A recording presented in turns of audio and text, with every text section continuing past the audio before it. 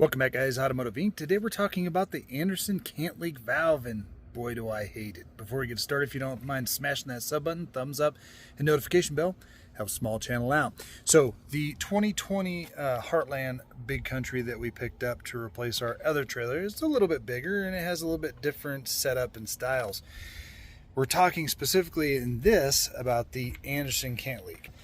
So inside this cabinet, this is going to be your setup. Don't worry. This diagram didn't fit any of our water cabinet here. Everything was basically unlabeled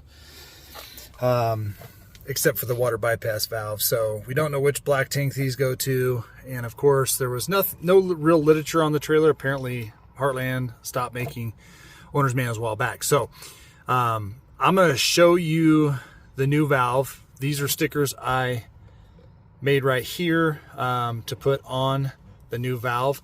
Anyway, we're going to put them on the new valve also. And this Kantleak idea, whoever engineered this thing, I get it for simplistic reasons that this would be a nice option to have.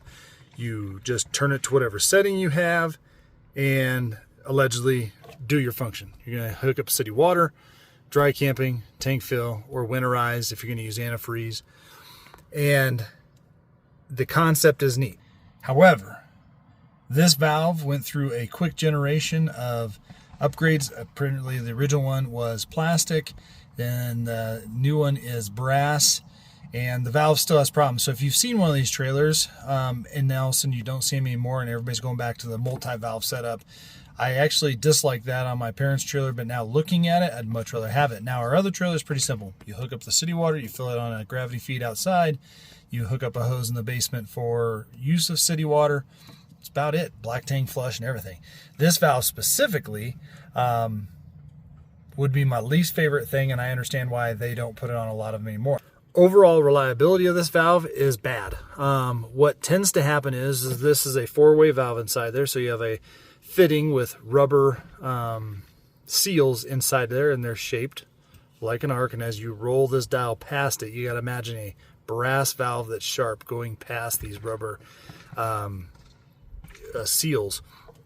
The potential for overleak through each one. Now they do say specifically that you, before you can do anything, you got to relieve the pressure on the system to take the pressure off of those seals, which it sucks because trying to get the pressure off, you got to be just very mindful of it. Another thing other forums had said is once you turn it one way, that's the only way it goes. So if you turn it the opposite way after you kind of round those seals out, imagine taking that sharp brass fitting back around that seal and imagine what it's doing to the seals. So the Kantleak is actually a very big leaker. Now let's go take a look at the new valve that I had to buy. So here is that aftermarket valve, guys, that we had to get. As we can see, we have our other one over here. You can't just... seems to be, you can't really find the actual valve anymore. You have to buy this whole plate, and this is hard to come by. And you're looking probably in the vicinity of almost $200 for this valve. Now, again, like I was saying before, the idea of this valve is kind of neat. Whether it's a design flaw of the actual valve, I don't know. Now, the original version of this did have a plastic cartridge in the middle of it. Now, this is the newer updated one with the brass. And so the people left it in winterize, sanitize the fixtures settings. Now, I don't use antifreeze when I winterize. I use compressed air. So whether this is very similar to an outdoor irrigation sprinkler, when you're done winterizing, you leave it in a 45, or maybe it's the the rubber pieces inside here that the antifreeze got to and seized that up. Now, again, I've also heard that you're only supposed to turn it clockwise, and maybe that's because the way these rubber seals in here, once they spin one way, if you spin them the other way, maybe they leak. I don't know. One gentleman's trailer we were talking to him about, and he said he accidentally turned it left and then it started leaking. So you may want to get a label maker up here and say clockwise only, if that's what you're going to do. I think the idea is you can turn it both ways. Now, one thing we're going to do on this valve, and I've already done, is here is some food grade silicone grease. I will link it down below. I use this when I change out the rubber seals on the toilet for the little ball valve catch at the bottom where the slider goes and drops the waste down and comes back. Because this stuff doesn't break down in water and stays lubricating, it's good for those seals to really lubricate that. So what I did is I actually put it on a small Q-tip and I put it in every orifice and rotated it, again, only clockwise, and I made sure I got that entire valve lubricated. And long term, I would probably put this on your, even though it's a pain to get to in this exact coach, going in lubricating it once a year. So definitely something to think about.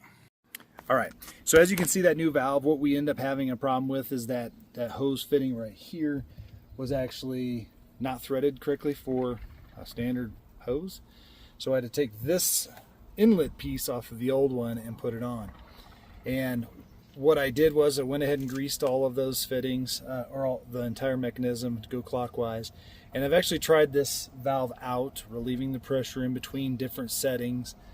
And frankly, the idea would work good if it doesn't seize up in the short term. The availability of this part is pretty hard to get. Again, they don't really make them and they're very hard to come by, or they're back ordered. So the one we found on the Zon worked good for the price it was compared to what I'd buy the name brand one. And in all practical purposes, I can't really tell the difference from the old one, and this one does move smoothly. What I can tell you is, though, if this does get seized up, don't even bother trying to get a pair of pliers. This little metal, plastic, composite handle will just snap right off on your valve.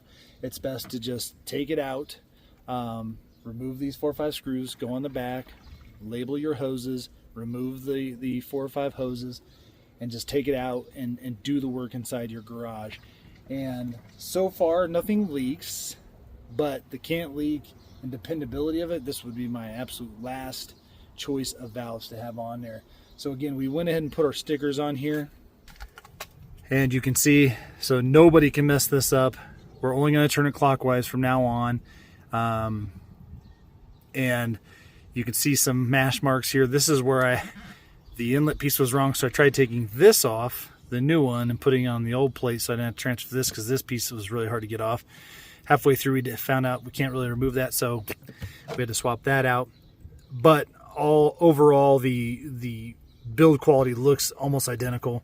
Can't really tell the difference. Again, long term, if this valve is going to hold up, I don't use antifreeze in my system, so I don't think that that's going to be an issue for me. And maybe that's not the reason why it seized up, but this actual valve had antifreeze in it.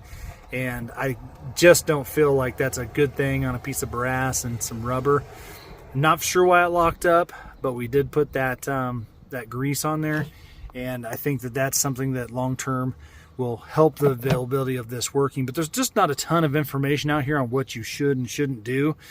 But I know that they have basically said from the manufacturer of this valve is make sure if you're hooked up to city water and you want to go back to your dry camping or your tank fill, you need to shut the water off, crack a faucet, crack the hose at the actual thing before you move this valve, because that pressure is on those rubber seals inside. Again, all it's going to take is one little nick and all of a sudden the Kantleak will leak. So that's the 2 cents I have on this valve, guys. Again, replacing is super easy. A how-to video would be kind of silly. It really is just your 6 screws out here and then your 4 or 5 hoses on the back. Again, mark them so you don't mess them up. Pop it out, put in the new one. Hopefully your hose fitting will work if you order the one. I'm going to link down below. But that is my 2 cents. The Anderson Kantleak valve gets a huge thumb down for me. I'd rather have the other 90 different flip valves here and everything like that. So as always, guys, make sure you check back.